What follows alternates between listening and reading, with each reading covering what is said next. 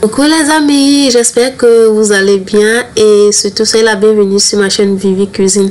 Aujourd'hui, je vais vous montrer comment est-ce que je cuisine la sauce au grain de sésame.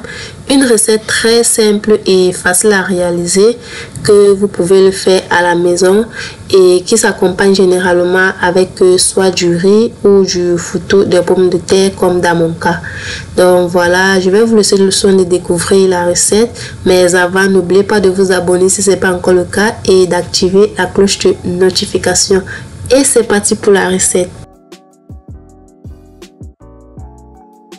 Donc voilà, pour commencer, je vais faire cuire la viande. Donc j'ai utilisé un poulet dur que je vais mettre dans la marmite. Ensuite, je vais ajouter de sel et un peu de marinade. Puis je vais bien mélanger pour que mon poulet puisse bien s'imprégner de cette marinade. Et ensuite, je vais ajouter de l'eau et je vais faire cuire pendant environ 30 minutes.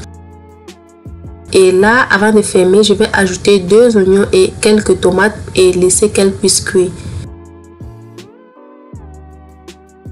Pendant que ma viande est en train de cuire, je vais m'occuper de mes grains de sésame.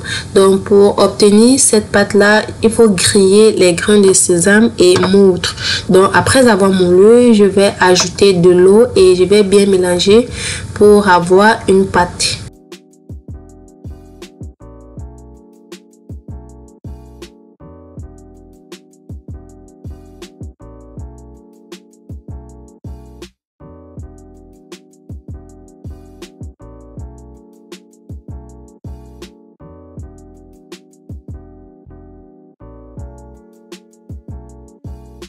Donc voilà, une fois que j'ai obtenu cette consistance, je vais mettre de côté et je vais utiliser au moment opportun.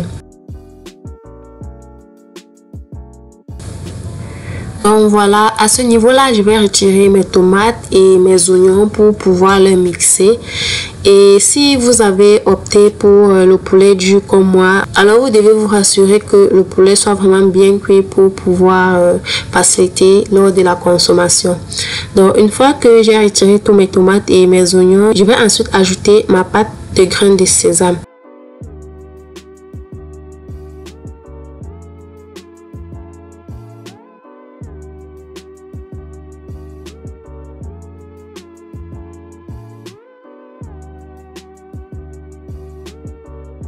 Bon voilà, maintenant je vais ajouter du gingembre et de l'ail râpé, du piment, des tiges de céleri, des persils, de la ciboulette et un peu de poivron juste pour remonter un peu le goût de ma sauce. Et ensuite je vais ajouter du cube et du poivre noir avant de mélanger.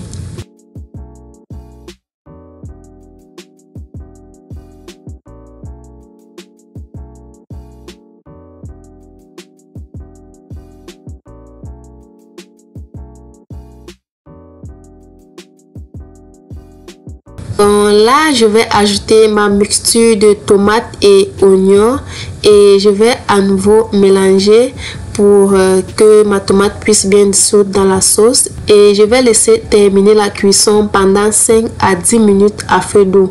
Donc après cela, vous pouvez goûter pour corriger l'assaisonnement.